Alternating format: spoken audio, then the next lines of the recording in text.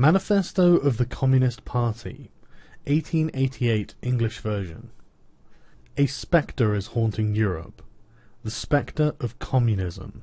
All the powers of old Europe have entered into a holy alliance to exorcise this spectre. Pope and Tsar, Metternich and Guizot, French radicals and German police spies. Where is the party in opposition that has not been decried as communistic by its opponents in power? Where is the opposition that has not hurled back the branding reproach of communism against the more advanced opposition parties, as well as against reactionary adversaries? Two things result from this fact. 1. Communism is already acknowledged by all European powers to be itself a power. And 2. It is high time that communists should openly, in the face of the whole world, publish their views and aims, their tendencies, and meet this nursery tale of the spectre of communism with a manifesto of the party itself. To this end, communists of various nationalities have assembled in London and sketched the following manifesto, to be published in the English, French, German, Italian, Flemish and Danish languages. Number 1. Bourgeois and Proletarians. The history of all hitherto existing society is the history of class struggles. Freeman and slave, patrician and plebeian, lord and serf, guildmaster and journeyman, in a word, oppressor and oppressed, stood in constant opposition to one another, carried on an uninterrupted, now hidden, now open fight, a fight that each time ended either in a revolutionary reconstitution of society at large, or in the common ruin of the contending classes. In the earlier epochs of history, we find almost everywhere a complicated arrangement of society into various orders, a manifold gradation of social rank. In ancient Rome we have patricians, knights, plebeians and slaves. In the Middle Ages, feudal lords, vassals, guildmasters, journeymen, apprentices, serfs. In almost all of these classes, again, subordinate gradations. The modern bourgeois society that sprouted from the ruins of feudal society has not done away with class antagonisms. It has but established new classes, new conditions of oppression, new forms of struggle, in place of the old ones. Our epoch, the epoch of the bourgeoisie, possesses, however, this distinct feature. It has simplified class antagonisms. Society as a whole is more and more splitting up into two great hostile camps, into two great classes directly facing each other, bourgeoisie and proletariat. From the serfs of the Middle Ages sprang the chartered burghers of the earliest towns. From these burgesses, the first elements of the bourgeoisie were developed. The discovery of America, the rounding of the Cape, opened up fresh ground for the rising bourgeoisie. The East Indian and Chinese markets, the colonization of America, trade with the colonies, the increase in the means of exchange and in commodities generally, gave to commerce, to navigation, to industry, an impulse never before known, and thereby to the revolutionary element in the tottering feudal society, a rapid development. The feudal system of industry, in which industrial production was monopolized by closed guilds, now no longer sufficed for the growing wants of the new markets. The manufacturing system took its place. The guildmasters were pushed on one side by the manufacturing middle class. Division of labour between the different corporate guilds vanished in the face of division of labour in each single workshop.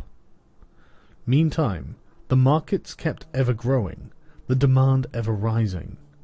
Even manufacture no longer sufficed. Thereupon, steam and machinery revolutionized industrial production. The place of manufacture was taken by the giant modern industry. The place of the industrial middle class by industrial millionaires. The leaders of the whole industrial armies, the modern bourgeois. Modern industry has established the world market for which the discovery of America paved the way. This market has given an immense development to commerce, to navigation, to communication by land. This development has, in turn, reacted on the extension of industry, and in proportion as industry, commerce, navigation, railways extended, in the same proportion the bourgeoisie developed, increased its capital, and pushed into the background every class handed down from the Middle Ages. We see, therefore, how the modern bourgeoisie is itself a product of the long course of development, of a series of revolutions in the modes of production and exchange. Each step in the development of the bourgeoisie was accompanied by a corresponding political advance of that class. An oppressed class under the sway of the feudal nobility, an armed and self-governing association in the medieval commune, here independent urban republic, as in Italy and Germany, there the taxable third estate of the monarchy, as in France. Afterwards, in the period of manufacturing proper, serving either the semi-feudal or the absolute monarchy as a counterpoise against the nobility, and, in fact, cornerstone of the great monarchies in general, the bourgeoisie has at last, since the establishment of modern industry in the world market, conquered for itself, in the modern representative state, exclusive political sway. The executive of the modern state is but a committee for managing the common affairs of the whole bourgeoisie. The bourgeoisie, historically, has played a most revolutionary part. The bourgeoisie, wherever it has got the upper hand, has put an end to all feudal, patriarchal, idyllic relations. It has pitilessly torn asunder the motley feudal ties that bound man to his natural superiors, and has left remaining no other nexus between man and man than naked self-interest, than callous cash payment. It has drowned the most heavenly ecstasies of religious fervour, of chivalrous enthusiasm, of Philistine sentimentalism, in the icy water of egotistical calculation. It has resolved personal worth into exchange value, and in place of the numberless, indefeasible, chartered freedoms, has set up that single unconscionable freedom, free trade. In one word, for exploitation, veiled by religious and political illusions, it has substituted naked, shameless, direct, brutal exploitation. The bourgeoisie has stripped of its halo every occupation hitherto honoured and looked up to with reverent awe. It has converted the physician, the lawyer, the priest, the poet, the man of science, into its paid wage labourers. The bourgeoisie has torn away from the family its sentimental veil, and reduced the family relation to a mere money relation. The bourgeoisie has disclosed how it came to pass that the brutal display of vigour in the Middle Ages, which reactionaries so admire, found its fitting complement in the most slothful indolence. It has been the first to show what man's activity can bring about. It has accomplished the need of a constantly expanding market for its products, chases the bourgeoisie over the entire surface of the globe. It must nestle everywhere, settle everywhere, establish connections everywhere. The bourgeoisie has, through its exploitation of the world market, given a cosmopolitan character to production and consumption in every country. To the great chagrin of reactionists, it has drawn from under the feet of industry the national ground on which it stood. All old established national industries have been destroyed or are daily being destroyed. They are dislodged by new industries, whose introduction becomes a life and death question for all civilized nations. By industries that no longer work up indigenous raw material, but raw material drawn from the remotest zones. Industries whose products are consumed not only at home, but in every quarter of the globe. In place of the old wants, satisfied by the production of the country, we find new wants, requiring for their satisfaction the products of distant lands and climes.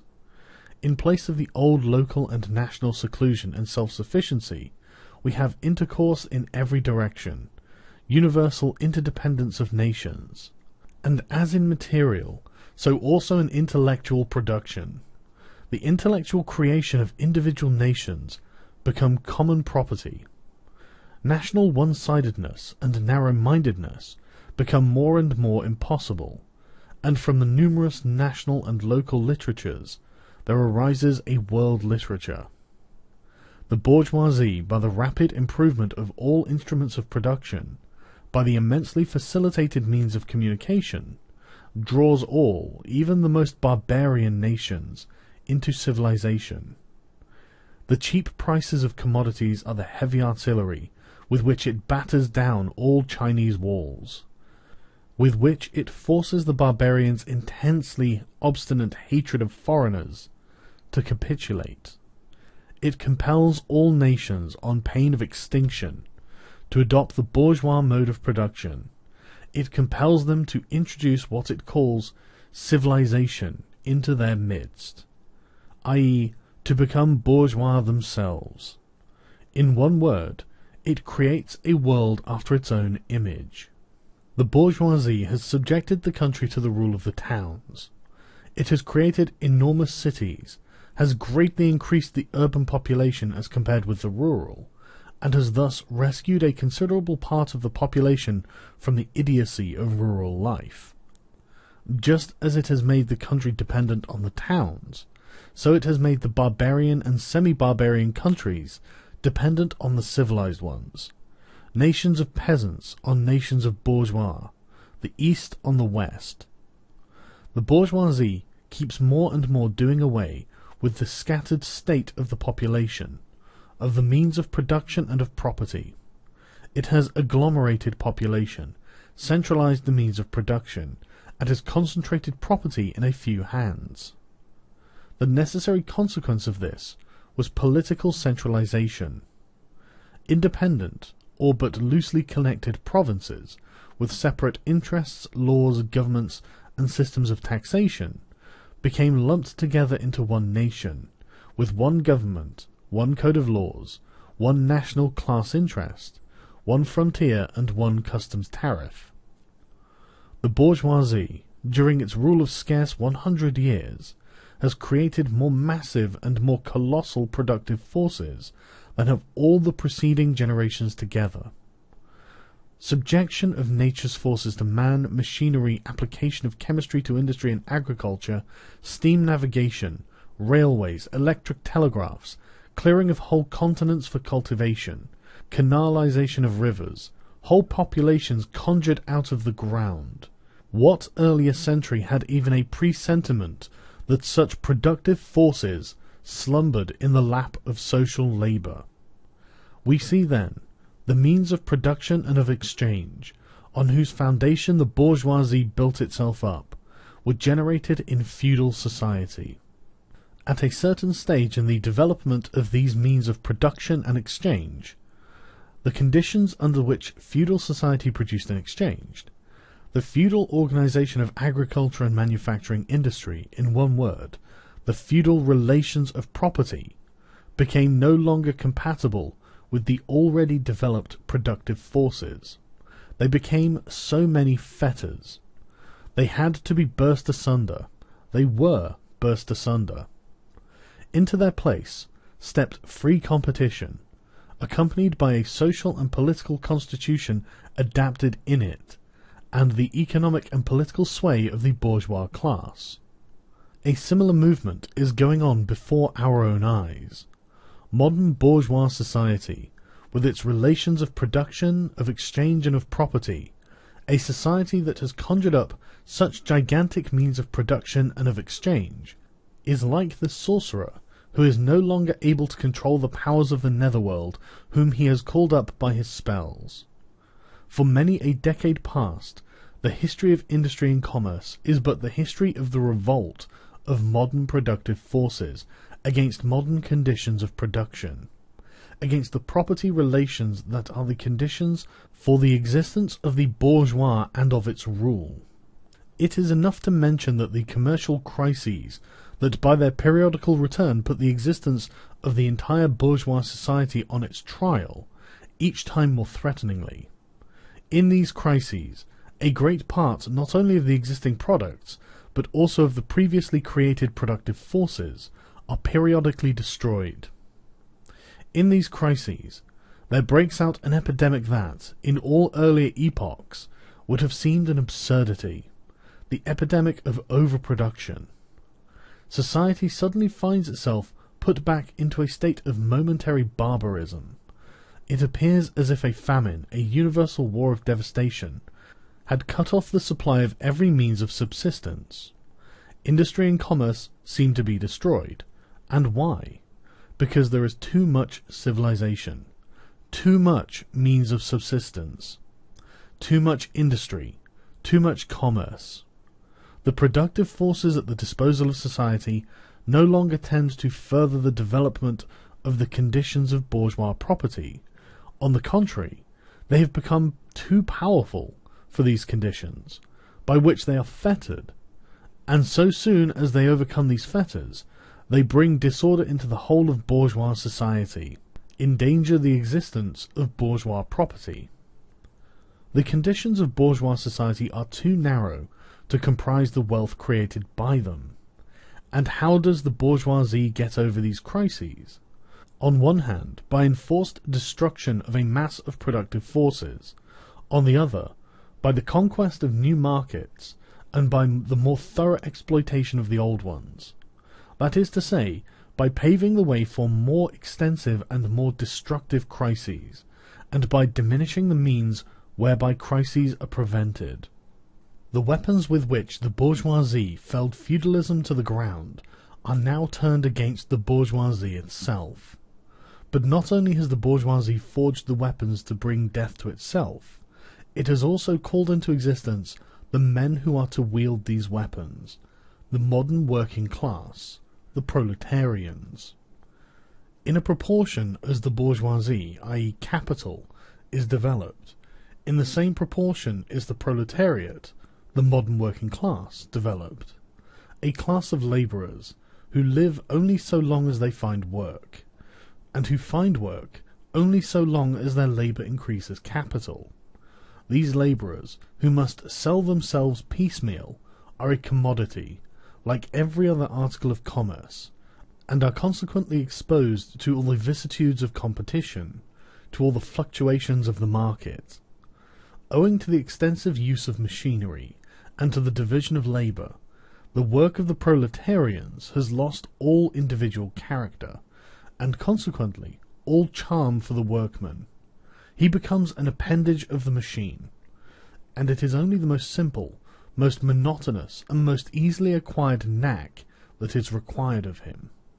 Hence the cost of production of a workman is restricted almost entirely to the means of subsistence that he requires for maintenance, and for the propagation of his race. But the price of a commodity, and therefore also of labour, is equal to its cost of production. In proportion, therefore, as the repulsiveness of the work increases, the wage decreases. Nay, more, in proportion as the use of machinery and division of labour increases, in the same proportion the burden of toil also increases, whether by the prolongation of the working hours, by the increase of the work exacted in a given time, or by increased speed of machinery, etc. Modern industry has converted the little workshop of the patriarchal master into the great factory of the industrial capitalist. Masses of labourers, crowded into the factory, are organised like soldiers. As privates of the industrial army, they are placed under the command of a perfect hierarchy of officers and sergeants. Not only are they the slaves of the bourgeois class, and of the bourgeois state, they are daily and hourly enslaved by the machine, by the overlooker, and above all, by the individual bourgeois manufacturer himself. The more openly this despotism proclaims gain to be its end and aim, the more petty, the more hateful, and the more embittering it is. The less the skill and exertion of strength implied in manual labour, in other words, the more modern industry becomes developed, the more is the labour of men superseded by that of women. Differences of age and sex have no longer any distinctive social validity for the working class. All are instruments of labour, more or less expensive to use, according to their age and sex.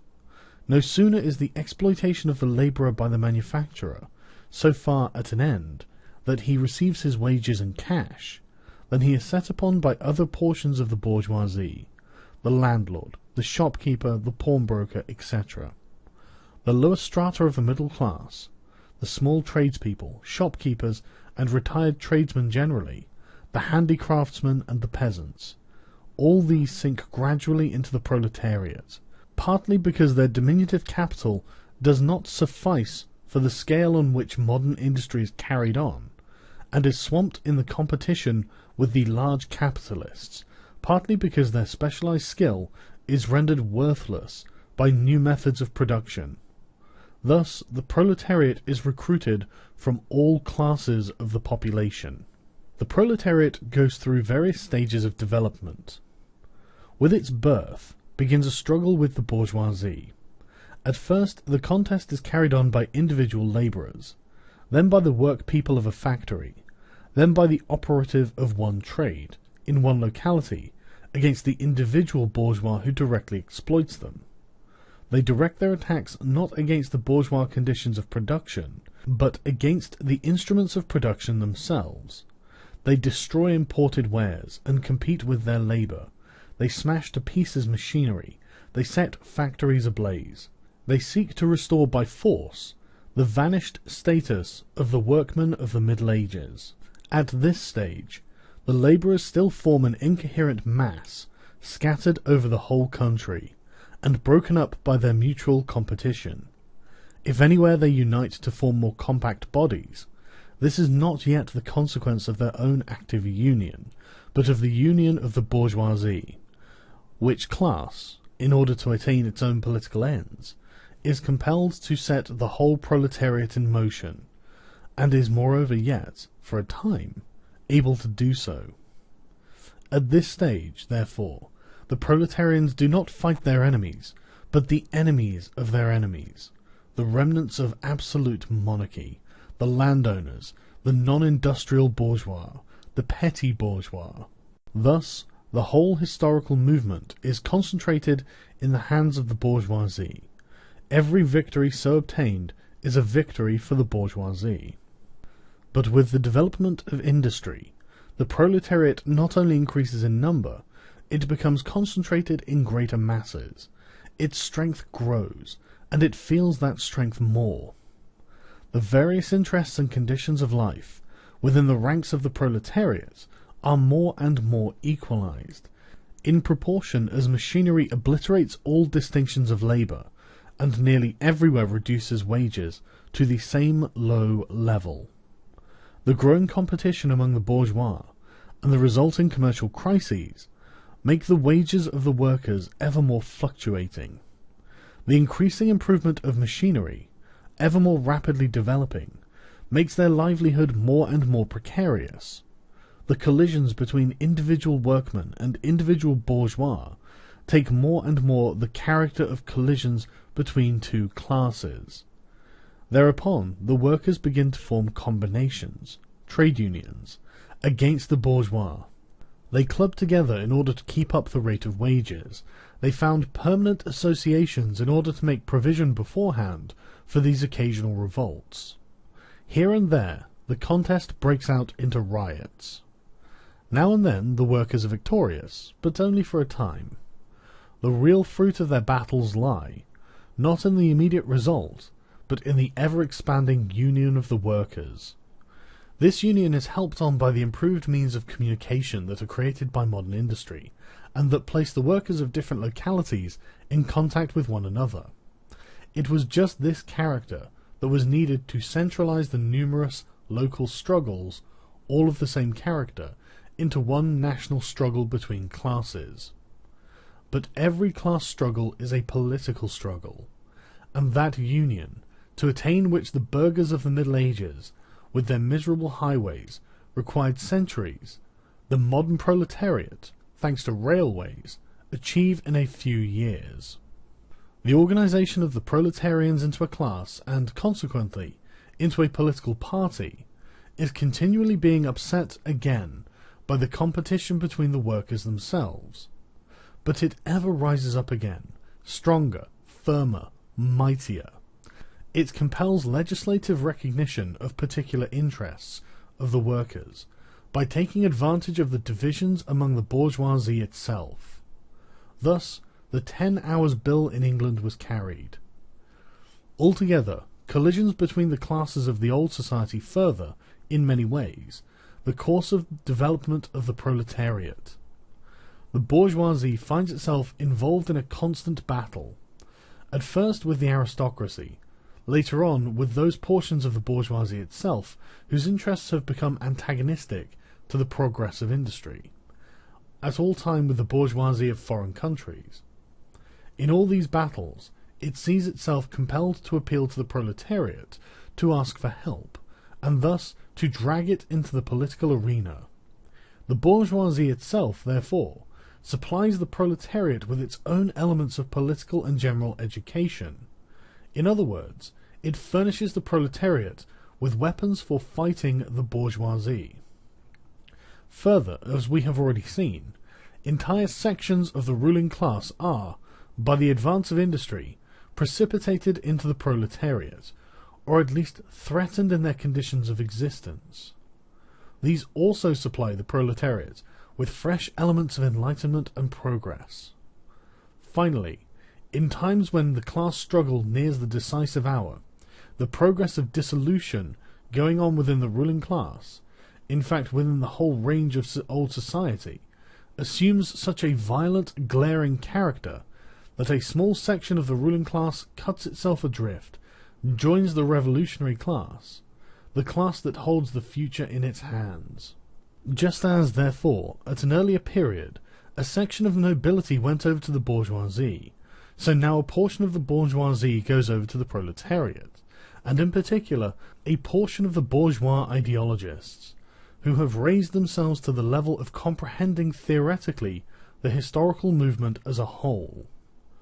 Of all the classes that stand face to face with the bourgeoisie today, the proletariat alone is a really revolutionary class. The other classes decay and finally disappear in the face of modern industry. The proletariat is its special and essential product. The lower middle class, the small manufacturer, the shopkeeper, the artisan, the peasant, all these fight against the bourgeoisie to save from extinction their existence as fractions of the middle class. They are therefore not revolutionary, but conservative. Nay more, they are reactionary, for they try to roll back the wheel of history. If by chance they are revolutionary, they are only so in view of their impending transfer into the proletariat. They thus defend not their present, but their future interests. They desert their own standpoint to place themselves at that of the proletariat. The dangerous class, lumpen proletariat, the social scum, that passively rotting mass thrown off by the lowest layers of the old society, may, here and there, be swept into the movement by a proletarian revolution. Its conditions of life, however, prepare it far more for the part of a bribed tool of reactionary intrigue. In the condition of the proletariat, those of old society at large are already virtually swamped. The proletarian is without property. His relation to his wife and children has no longer anything in common with the bourgeois family relations. Modern industry labour, modern subjection to capital, the same in England as in France, in America as in Germany, has stripped him of every trace of national character. Law, morality, religion are to him so many bourgeois prejudices, behind which lurk in ambush just as many bourgeois interests. All the preceding classes that got the upper hand sought to fortify their already acquired status by subjecting society at large to their conditions of appropriation. The proletarians cannot become masters of the productive forces of society, except by abolishing their own previous mode of appropriation, and thereby also every other previous mode of appropriation. They have nothing of their own to secure and to fortify. Their mission is to destroy all previous securities for, and insurances of, individual property. All previous historical movements were movements of minorities, or in the interests of minorities. The proletarian movement is the self-conscious, independent movement of the immense majority, in the interest of the immense majority. The proletariat, the lowest stratum of our present society, cannot stir, cannot raise itself up, without the whole superincumbent strata of official society being sprung into the air. Though not in substance, yet in form, the struggle of the proletariat with the bourgeoisie is at first a national struggle. The proletariat of each country must, of course, first of all settle matters with its own bourgeoisie. In depicting the most general phase of the development of the proletariat, we traced the more or less veiled civil war, raging within existing society, up to the point where that war breaks out into open revolution, and where the violent overthrow of the bourgeoisie lays the foundation for the sway of the proletariat. Hitherto, every form of society has been based, as we have already seen, on the antagonism of the oppressing and oppressed classes. But in order to oppress a class, certain conditions must be assured to it under which it can, at least, continue its slavish existence. The serf, in the period of serfdom, raised himself to membership in the commune, just as the petty bourgeois, under the yoke of feudal absolutism, managed to develop into a bourgeois. The modern labourer, on the contrary, instead of rising with the process of industry, sinks deeper and deeper below the conditions of existence of his own class. He becomes a pauper, and pauperism develops more rapidly than population and wealth. And here it becomes evident that the bourgeoisie is unfit any longer to be the ruling class in society, and to impose its conditions of existence upon society as an overriding law. It is unfit to rule because it is incompetent to assure an existence to its slave within his slavery, because it cannot help letting him sink into such a state that it has to feed him, instead of being fed by him. Society can no longer live under this bourgeoisie. In other words, its existence is no longer compatible with society. The essential conditions for the existence and for the sway of the bourgeois class is the formation and augmentation of capital. The condition for capital is wage labour. Wage labour rests exclusively on competition between the labourers. The advance of industry, whose involuntary promoter is the bourgeoisie, replaces the isolation of the labourers, due to competition, by the revolutionary combination, due to association. The development of modern industry, therefore, cuts from under the feet the very foundation on which the bourgeoisie produces and appropriates products. What the bourgeoisie therefore produces, above all, are its own grave diggers. Its fall and victory of the proletariat are equally inevitable. Chapter 2. Proletarians and Communists. In what relation do the Communists stand to the proletarians as a whole? The Communists do not form a separate party opposed to the other working class parties. They have no interests separate and apart from those of the proletariat as a whole. They do not set up any sectarian principles of their own, by which to shape and mould the proletarian movement. The Communists are distinguished from other working-class parties by this only. 1. In the national struggles of the proletarians of the different countries, they point out and bring to the front the common interests of the entire proletariat, independent of all nationality. 2. In the various stages of development from which the struggle of the working class against the bourgeoisie has to pass through, they always and everywhere represent the interests of the movement as a whole. The Communists, therefore, are on one hand practically the most advanced and resolute section of the working class parties of every country, that section which pushes forward all others. On the other hand, theoretically, they have over the great mass of the proletariat the advantage of clearly understanding the line of march, the conditions and the ultimate general results of the proletarian movement. The immediate aim of the Communists is the same as that of all other proletarian parties: formation of the proletariat into a class, overthrow of the bourgeois supremacy, conquest of political power by the proletariat. The theoretical conclusions of the communists are in no way based on ideas or principles that have been invented or discovered by this or that would-be universal reformer. They merely express, in general terms, actual relations springing from an existing class struggle, from a historical movement going on under our very eyes. The abolition of existing property relations is not at all a distinctive feature of communism.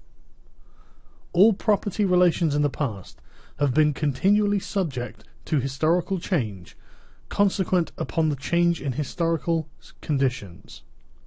The French Revolution, for example, abolished feudal property in favour of bourgeois property. The distinguishing feature of communism is not the abolition of property generally, but the abolition of bourgeois property. The modern bourgeois private property is the final and most complete expression of the system of producing and appropriating products that is based on class antagonisms, on the exploitation of the many by the few. In this sense, the theory of the communists may be summed up in a single sentence: abolition of private property. We communists have been reproached with the desire of abolishing the right of personally acquiring property as the fruit of a man's own labour, which property is alleged to be the groundwork of all personal freedom, activity, and independence. Hard-won, self-acquired, self-earned property. Do you mean the property of the petty artisan and of the small peasant, a form of property that preceded the bourgeois form? There is no need to abolish that. The development of industry has to a great extent already destroyed it, and it is still destroying it daily.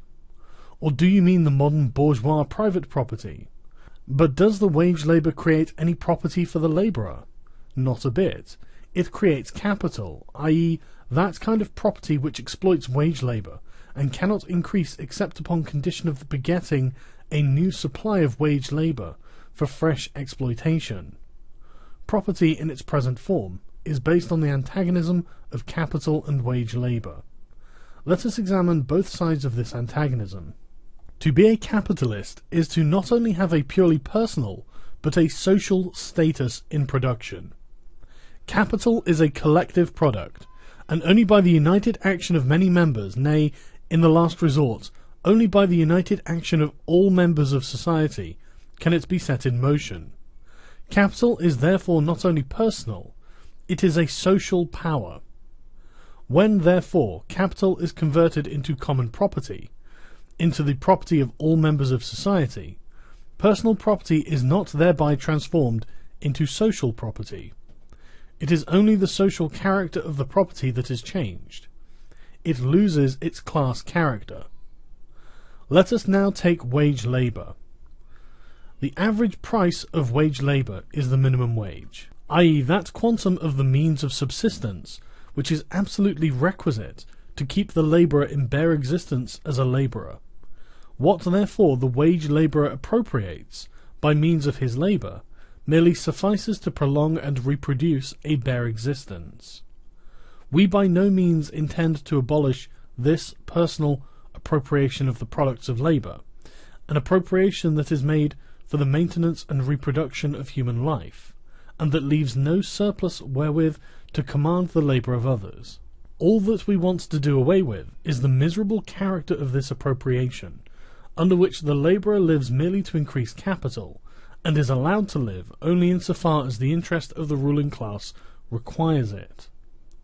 In bourgeois society, living labour is but a means to increase accumulated labour. In communist society, accumulated labour is but a means to widen, to enrich, to promote the existence of the labourer. In bourgeois society, therefore, the past dominates the present. In communist society, the present dominates the past. In bourgeois society, capital is independent and has individuality, while the living person is dependent and has no individuality. And the abolition of this state of things is called by the bourgeois the abolition of individuality and freedom. And rightly so.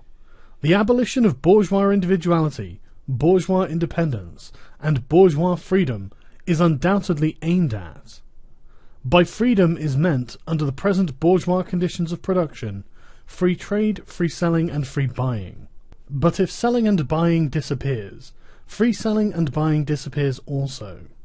This talk about free selling and buying, and all the other brave words of our bourgeois about freedom in general, have a meaning, if any, only in contrast with restricted selling and buying, with the fettered traders of the Middle Ages, but have no meaning when opposed to the communistic abolition of buying and selling, of the bourgeois conditions of production, and of the bourgeoisie itself. You are horrified at our intending to do away with private property, but in your existing society, private property is already done away with for 9/10 of the population.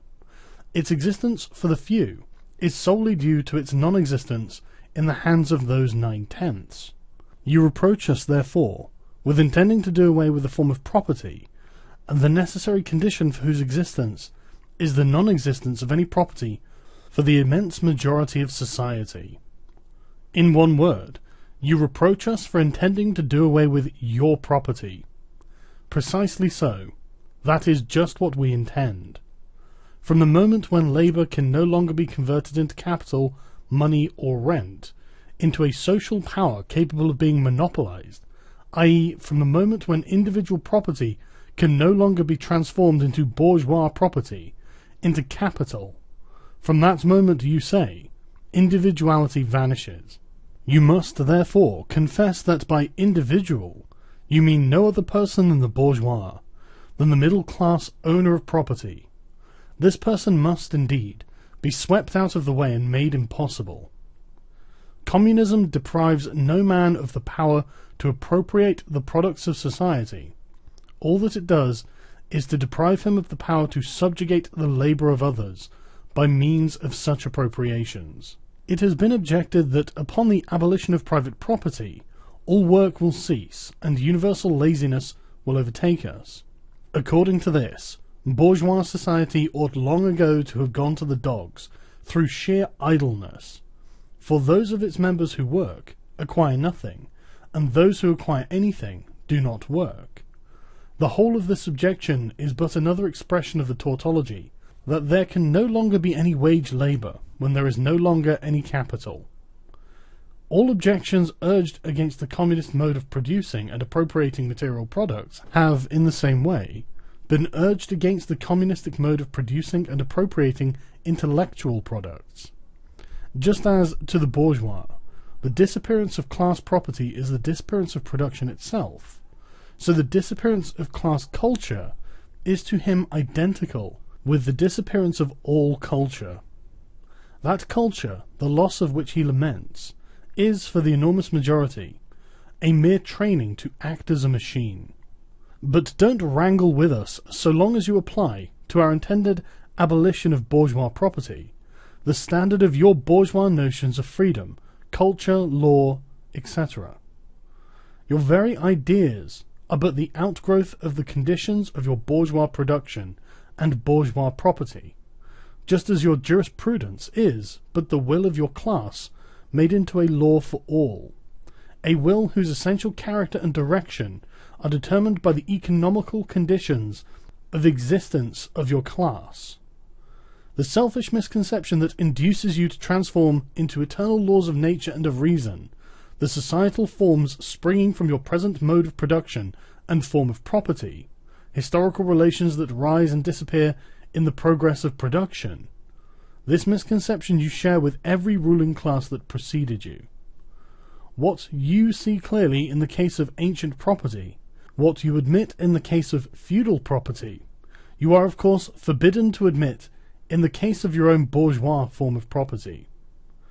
Abolition of the family, even the most radical flare-up at this infamous proposal of the communists. On what foundation is the present family, the bourgeois family, based? On capital, on private gain. In its completely developed form, This family exists only among the bourgeoisie, but this state of things finds its complement in the practical absence of the family among the proletarians, and in public prostitution. The bourgeois family will vanish as a matter of course when its complement vanishes, and both will vanish with the vanishing of capital. Do you charge us with wanting to stop the exploitation of children by their parents? To this crime we plead guilty. But, you say, we destroyed the most hallowed of relations when we replace home education by social. And your education, is not that also social, and determined by the social conditions under which you educate, by the intervention, direct or indirect, of society, by means of schools, etc.? The communists have not invented the intervention of society in education. They do but seek to alter the character of that intervention, and to rescue education from the influence of the ruling class. The bourgeois claptrap about the family and education, about the hallowed correlation of parents and the child, becomes all the more disgusting, the more, by the action of modern industry, all the family ties among the proletarians are torn asunder, and their children transformed into simple articles of commerce and instruments of labour. But you communists would introduce community of women, screams the bourgeoisie in chorus. The bourgeois sees his wife as a mere instrument of production. He hears that the instruments of production are to be exploited in common, and naturally can come to no other conclusion that the lot of being common to all will likewise fall to the women.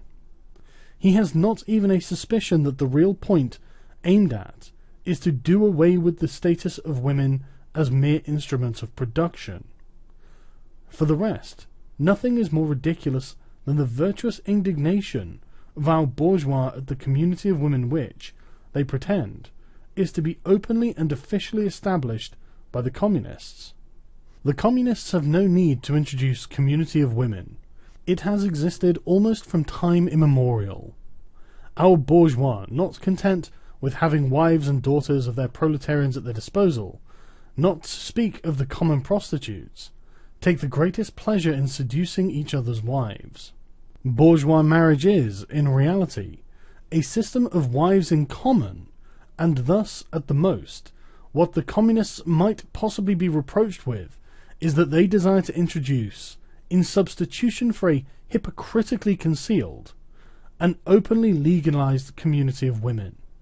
For the rest, it is self-evident that the abolition of the present system of production must bring with it the abolition of the community of women springing from that system, i.e. of prostitution, both public and private.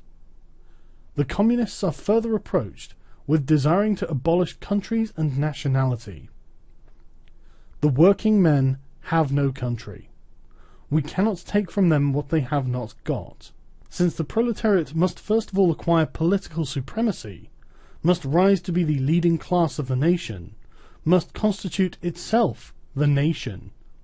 It is, so far, itself national, though not in the bourgeois sense of the word.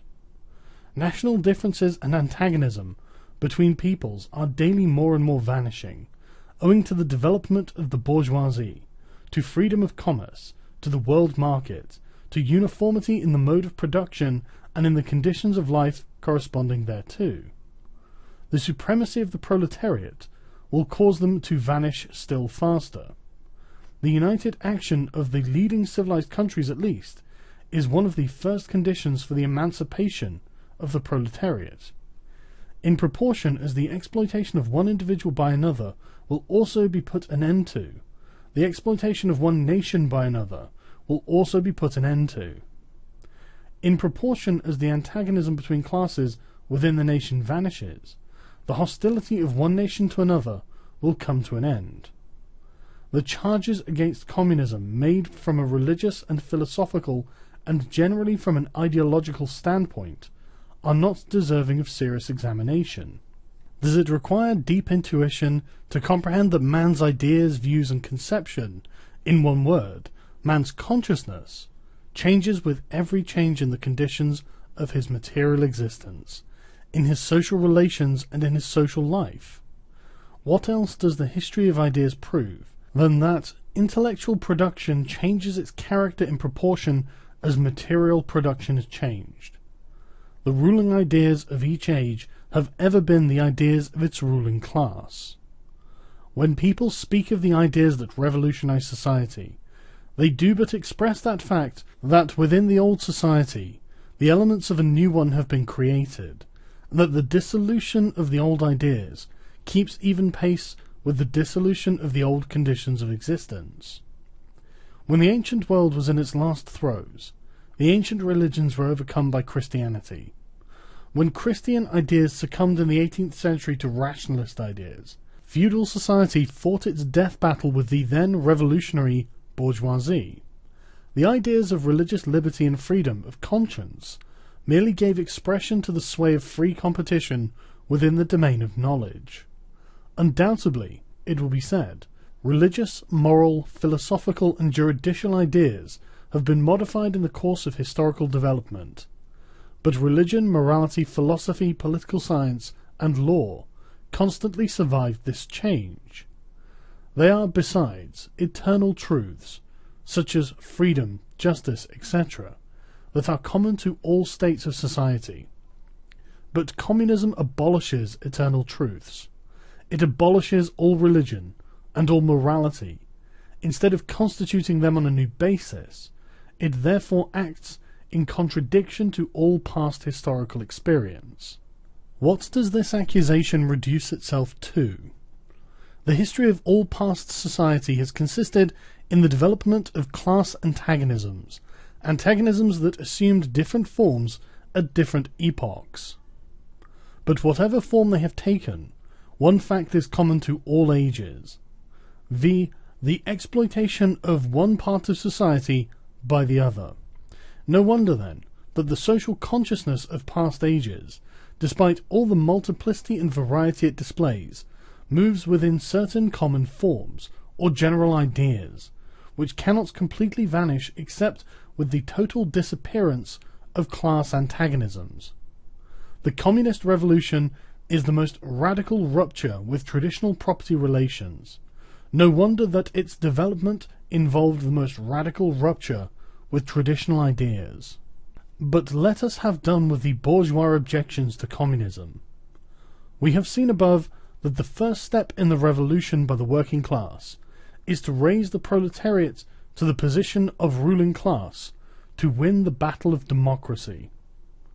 The proletariat will use its political supremacy to wrest, by degree, all capital from the bourgeoisie, to centralize all instruments of production in the hands of the state, i.e., of the proletariat organized as the ruling class, and to increase the total productive forces as rapidly as possible. Of course, in the beginning, this cannot be effected except by means of despotic inroads on the rights of property and on the conditions of bourgeois production, by means of measures, therefore, which appear economically insufficient and untenable, but which, in the course of the movement, outstrip themselves, necessitate further inroads on the old social order, and are unavoidable as a means of entirely revolutionizing the mode of production. These measures will, of course, be different in different countries. Nevertheless, in most advanced countries, the following will be pretty generally applicable. 1. Abolition of property in land and application of all rents of land to public purposes. 2. A heavy progressive or graduated income tax. 3. Abolition of all rights of inheritance. 4. Confiscation of the property of all emigrants and rebels. 5. Centralization of credit in the hands of the state, by means of a national bank with state capital and an exclusive monopoly. 6. Centralization of the means of communication and transport in the hands of the state. 7. Extension of factories and instruments of production owned by the state, the bringing into cultivation of wastelands, and the improvement of the soil generally in accordance with a common plan. 8. Equal liability of all to work, establishment of industrial armies, especially for agriculture. 9. combination of agriculture with manufacturing industries, gradual abolition of all the distinction between town and country by a more equitable distribution of the populace over the country. 10. Free education for all children in public schools, abolition of children's factory labour in its present form, combination of education with industrial production. When, in the course of development, class distinctions have disappeared and all production has been concentrated in the hands of a vast association of the whole nation, the public power will lose its political character. Political power, properly so called, is merely the organized power of one class for oppressing another. If the proletariat during its contest with the bourgeoisie is compelled by the force of circumstances to organize itself as a class, if by means of a revolution it makes itself the ruling class, and as such sweeps away by force the old conditions of production, then it will, along with these conditions, have swept away the conditions for the existence of class antagonisms, and of classes generally, and will thereby have abolished its own supremacy as a class. In place of the old bourgeois society, with its classes and class antagonisms, we shall have an association in which the free development of each is the condition for the free development of all. 3. Socialist and Communist Literature. 1. Reactionary Socialism. A. Feudal Socialism. Owing to their historical position, it became the vocation of the aristocracies of France and England to write pamphlets against modern bourgeois society. In the French Revolution of July 1830, and in the English Reform agitation, these aristocracies again succumbed to the hateful upstart. Thenceforth, a serious political struggle was altogether out of the question. A literary battle alone remained possible. But even in the domain of literature, the old cries of the Restoration period had become impossible. In order to arouse sympathy, the aristocracy was obliged to lose sight, apparently, of its own interests, and to formulate their indictment against the bourgeoisie in the interest of the exploited working class alone. Thus the aristocracy took their revenge by singing lampoons on their new masters, and whispering in his ears sinister prophecies of coming catastrophe. In this way arose feudal socialism, half lamentation, half lampoon, half an echo of the past, half menace of the future.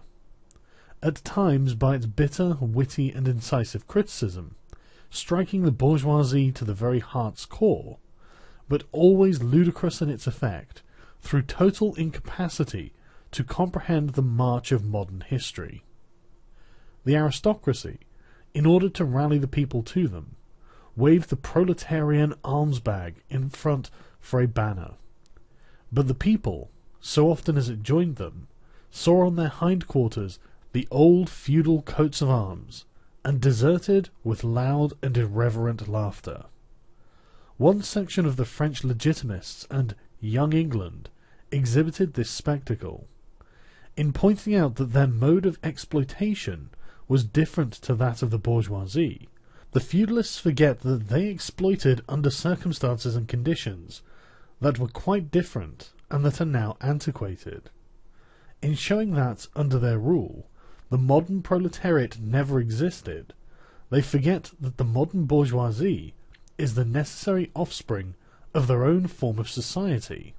For the rest, so little do they conceal the reactionary character of their criticism that their chief accusation against the bourgeois amounts to this, that under the bourgeois regime a class is being developed which is destined to cut up root and branch the old order of society.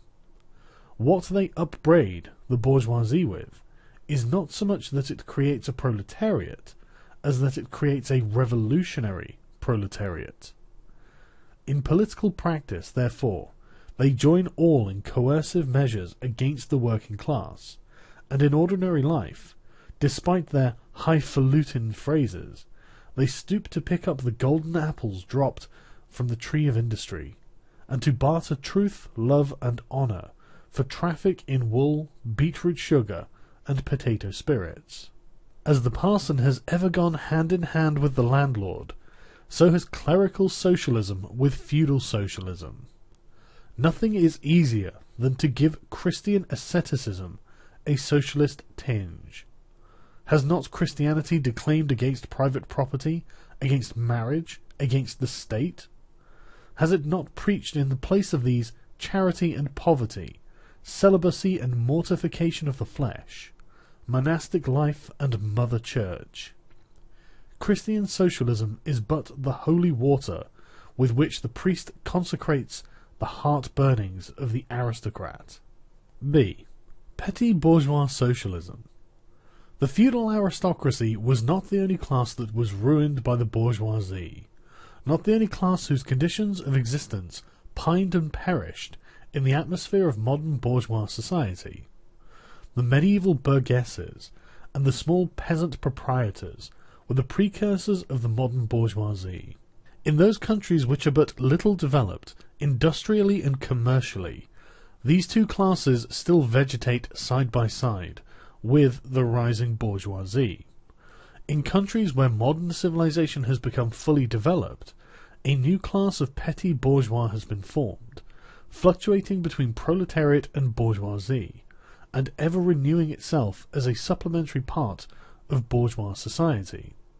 The individual members of this class, however, are being constantly hurled down into the proletariat by the action of competition, and as modern industry develops, they even see the moment approaching when they will completely disappear as an independent section of modern society, to be replaced in manufactures, agriculture and commerce by overlookers, bailiffs and shopmen.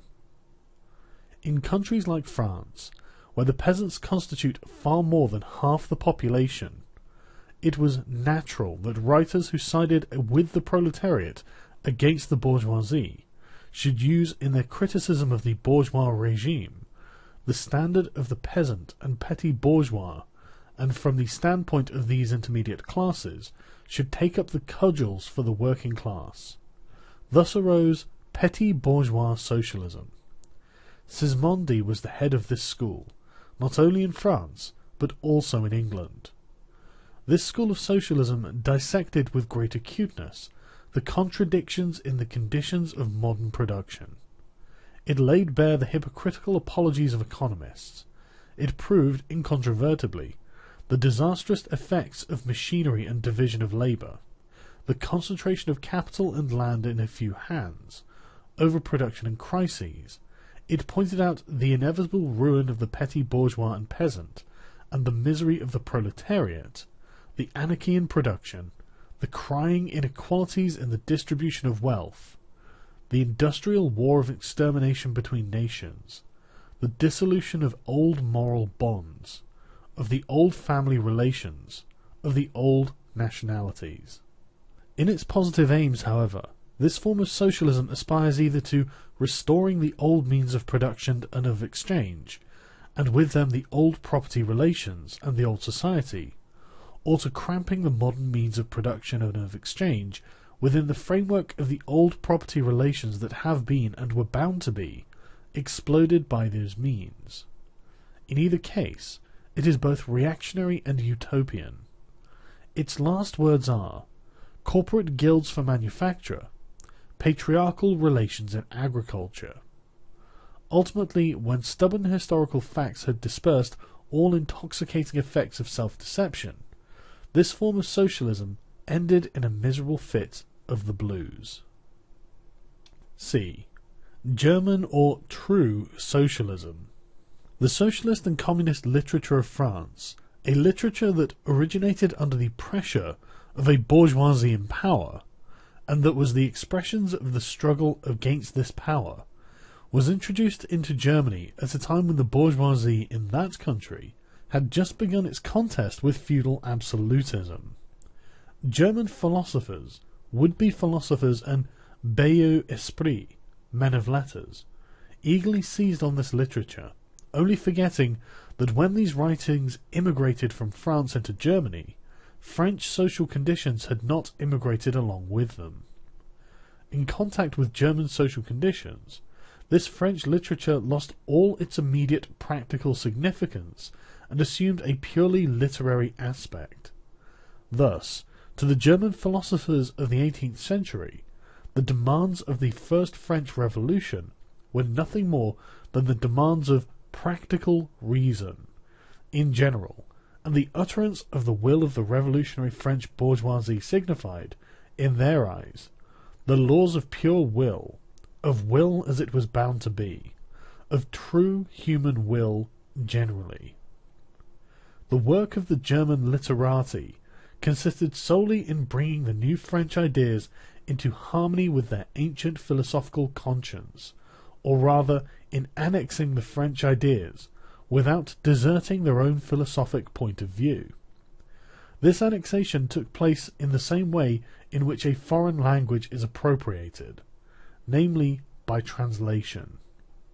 It is well known how the monks wrote silly lives of Catholic saints over the manuscripts on which the classical works of ancient heathendom had been written. The German literati reversed this process with the profane French literature. They wrote their philosophical nonsense beneath the French original. For instance, beneath the French criticism of the economic functions of money, they wrote alienation of humanity, and beneath the French criticism of the bourgeois state, they wrote dethronement of the category of the general, and so forth.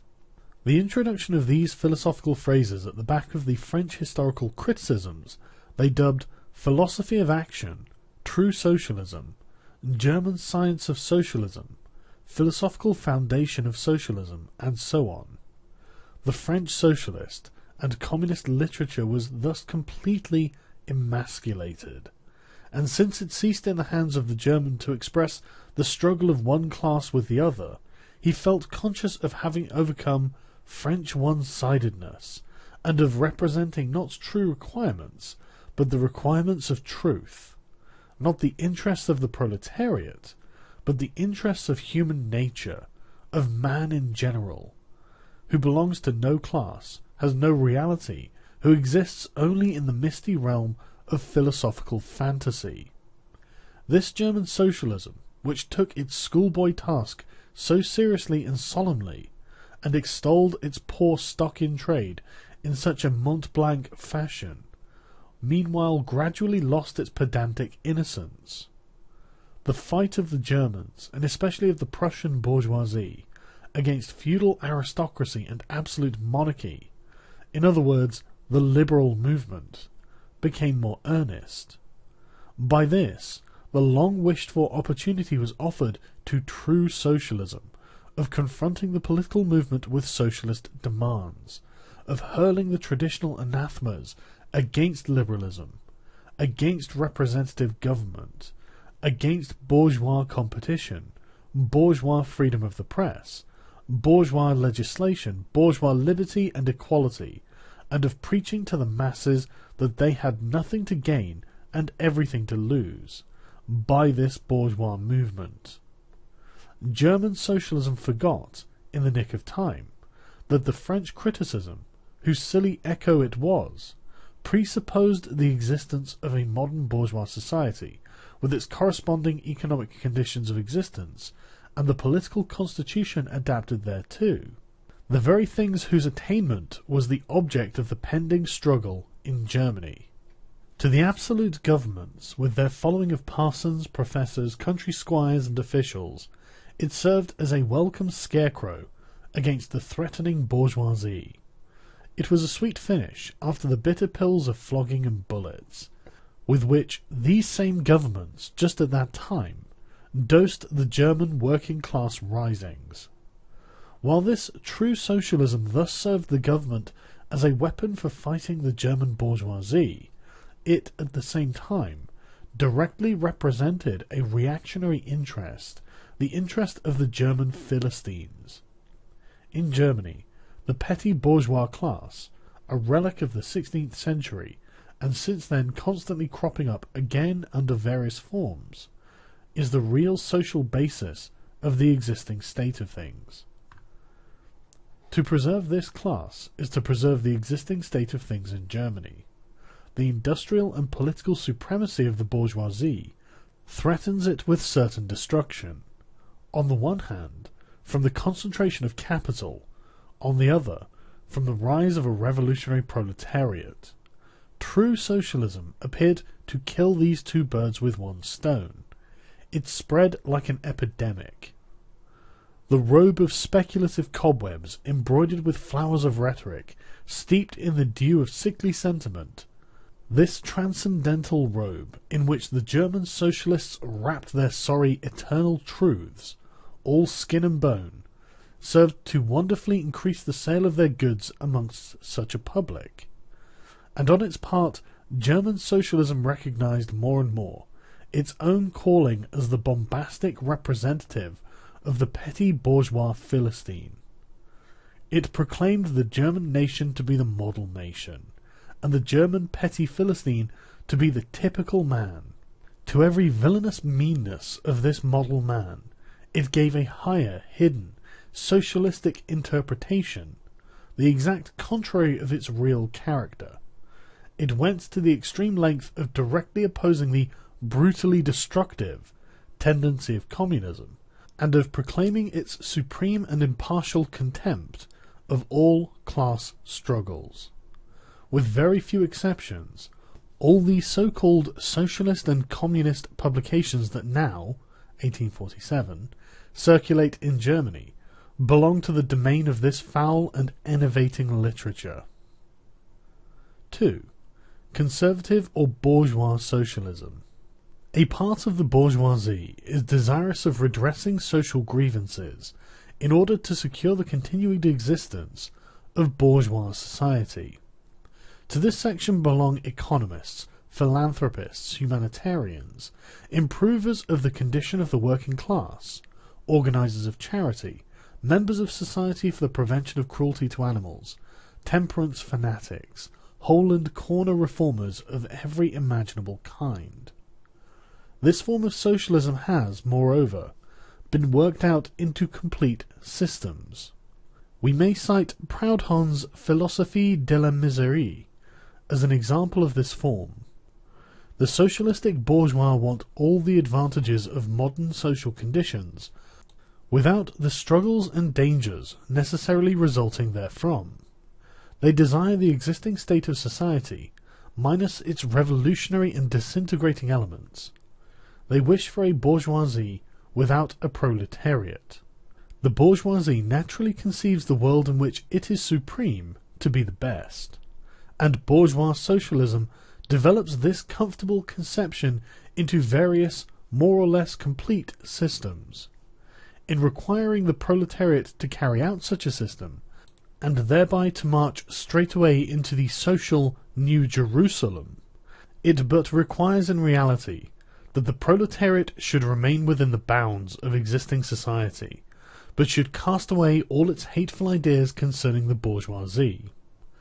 A second and more practical, but less systematic form of this socialism sought to depreciate every revolutionary movement in the eyes of the working class by showing that no mere political reform, but only a change in the material conditions of existence in economical relations, could be of any advantage to them.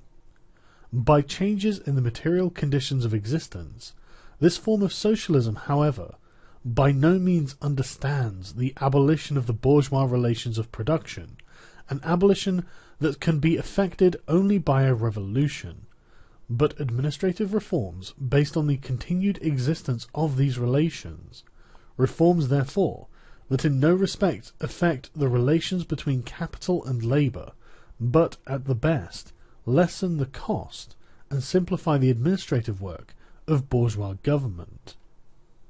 Bourgeois socialism attains adequate expression when, and only when, it becomes a mere figure of speech. Free trade for the benefit of the working class, protective duties for the benefit of the working class, prison reform for the benefit of the working class. This is the last word, and only seriously meant word, of bourgeois socialism. It is summed up in the phrase, "The bourgeois is a bourgeois for the benefit of the working class." 3. Critical utopian socialism and communism. We do not here refer to that literature which, in every great modern revolution, has always given voice to the demands of the proletariat, such as the writings of Bébeuf and others. The first direct attempts of the proletariat to attain its own ends, made in times of universal excitement, when feudal society was being overthrown, necessarily failed, owing to the then undeveloped state of the proletariat, as well as to the absence of the economic conditions for its emancipation, conditions that had yet to be produced, and could be produced by the impending bourgeois epoch alone. The revolutionary literature that accompanied these first movements of the proletariat had necessarily a reactionary character. It inculcated universal asceticism and social levelling in its crudest form. The socialist and communist systems, properly so called, those of Saint-Simon, Fourier, Owen and others, spring into existence in the early undeveloped period, described above, of the struggle between proletariat and bourgeoisie. See section 1, Bourgeois and Proletarians. The founders of these systems see, indeed, the class antagonisms, as well as the action of the decomposing elements in the prevailing form of society. But the proletariat, as yet in its infancy, offers to them the spectacle of a class without any historical initiative or any independent political movement. Since the development of class antagonism keeps even pace with the development of industry, the economic situation as they find it does not as yet offer to them the material conditions for the emancipation of the proletariat. They therefore search after a new social science, after new social laws, that are to create these conditions. Historical action is to yield to their personal inventive action historically created conditions of emancipation to fantastic ones, and the gradual spontaneous class organization of the proletariat to an organization of society especially contrived by these inventors. Future history resolves itself, in their eyes, into the propaganda and the practical carrying out of their social plans. In the formation of their plans, they are conscious of caring chiefly for the interests of the working class, as being the most suffering class. Only from the point of view of being the most suffering class does the proletariat exist for them.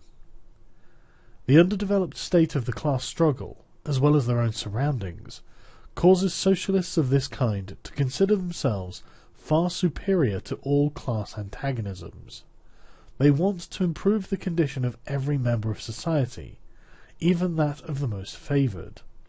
Hence they habitually appeal to society at large, without the distinction of class, nay, by preference, to the ruling class. For how can people, when once they understand their system, fail to see in it the best possible plan of the best possible state of society? Hence they reject all political, and especially all revolutionary action. They wish to attain their ends by peaceful means, necessarily doomed to failure, and by the force of example to pave the way for the new social gospel. Such fantastic pictures of future society, painted at a time when the proletariat is still in a very undeveloped state, but has a fantastic conception of its own position, correspond with the first instinctive yearnings of that class for a general reconstruction of society. But these socialist and communist publications contain also a critical element. They attack every principle of existing society. Hence they are full of the most valuable materials for the enlightenment of the working class.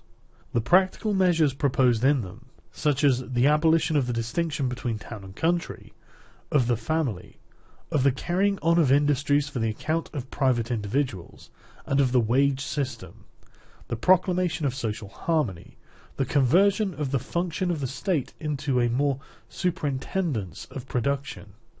All these proposals point solely to the disappearance of class antagonisms, which were at the time only just cropping up, and which, in these publications, are recognized in their earliest indistinct and undefined forms only. These proposals, therefore, are of a purely utopian character. The significance of the critical utopian socialism and communism bears an inverse relation to historical development. In proportion as the modern class struggle develops and takes definite shape, this fantastic standing apart from the contest, these fantastic attacks on it, lose all practical value and all theoretical justification. Therefore, although the originators of these systems were in many respects revolutionary, their disciples have, in every case, formed mere reactionary sects. They hold fast by the original views of their masters, in opposition to the progressive historical development of the proletariat. They, therefore, endeavour and that consistently to deaden the class struggle and to reconcile the class antagonisms.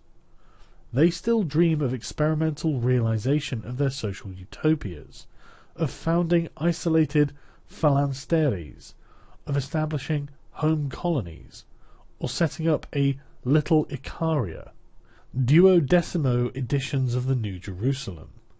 And to realize all of these castles in the air, they are compelled to appeal to the feelings and purses of the bourgeois. By degrees, they sink into the category of the reactionary or conservative socialists, depicted above, differing from these only by more systematic pedantry, and by their fanatical and superstitious belief in the miraculous effects of their social science. They, therefore, violently oppose all political action on the part of the working class. Such action, according to them, can only result from blind unbelief in the new gospel. The Owenites in England, the Fourierists in France, respectively opposed the Chartists and the Reformistes. 4. Position of the Communists in relation to the various existing opposition parties. Section 2 has made clear the relation of the Communists to the existing working-class parties, such as the Chartists in England and the agrarian reformers in America. The Communists fight for the attainment of the immediate aims, for the enforcement of the momentary interests of the working class, but in the movement of the present they also represent and take care of the future of that movement. In France, the Communists ally with the Social Democrats against the conservative and radical bourgeoisie, reserving, however, the right to take up a critical position in regard to phases and illusions traditionally handed down from the Great Revolution. In Switzerland, they support the radicals, without losing sight of the fact that this party consists of antagonistic elements, partly of democratic socialists, in the French sense, partly of radical bourgeois. In Poland, they support the party that insists on an agrarian revolution as the prime condition for national emancipation, that party which fomented the insurrection of Krakow in 1846.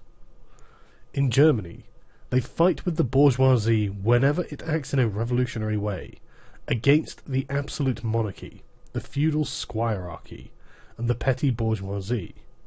But they never cease, for a single instant, to instill into the working class the clearest possible recognition of the hostile antagonism between bourgeoisie and proletariat, in order that the German workers may straightway use, as so many weapons against the bourgeoisie, the social and political conditions that the bourgeoisie must necessarily introduce along with its supremacy, and in order that, after the fall of the reactionary classes in Germany, the fight against the bourgeoisie itself may immediately begin.